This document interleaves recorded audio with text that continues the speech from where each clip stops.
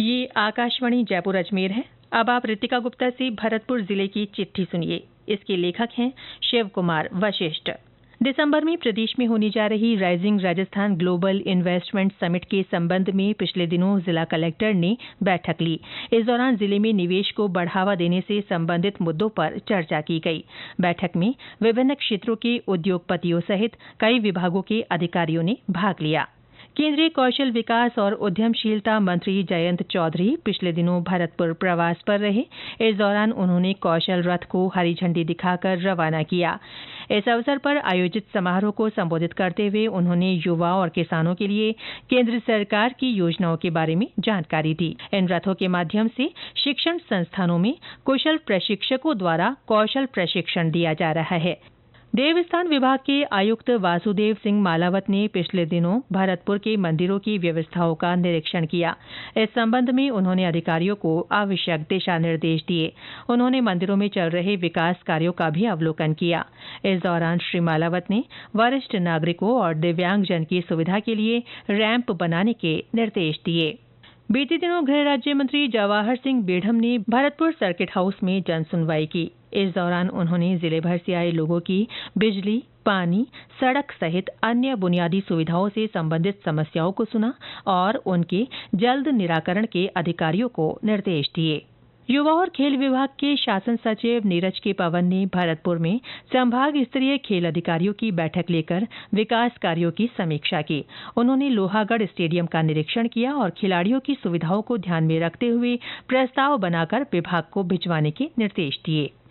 स्वच्छता ही सेवा पखवाड़े के तहत जिले भर में सार्वजनिक स्थानों, कार्यालयों, जल स्रोतों, ऐतिहासिक स्थलों, अस्पतालों और स्कूलों सहित सभी क्षेत्रों में विशेष सफाई अभियान चलाया गया।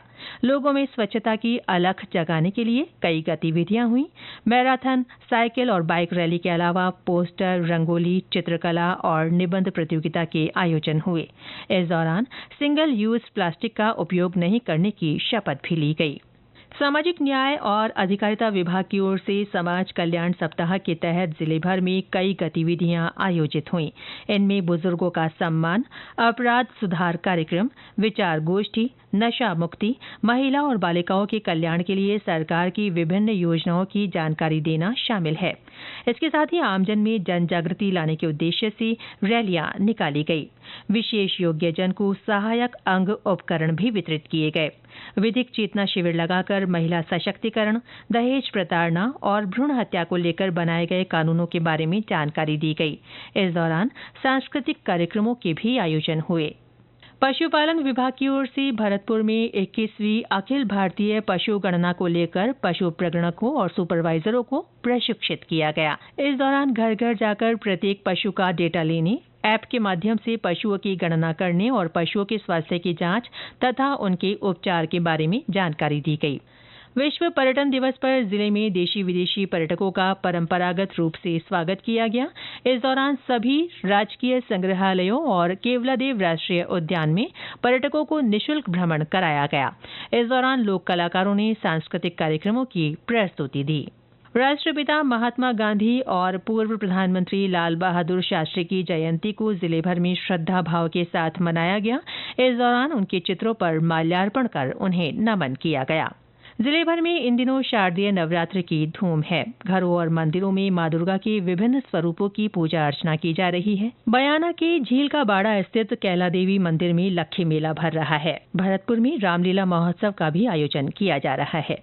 भरतपुर में इन दिनों जसवंत प्रदर्शनी और पशु मेले का आयोजन हो रहा है। मेले में विभिन्न सांस्कृतिक और धार्मिक कार्यक्रम रखे गए हैं।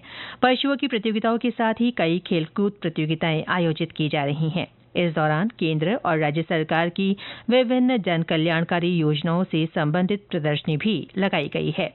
इसके साथ ही भरतपुर जिले की चिट्ठी समाप्त हुई।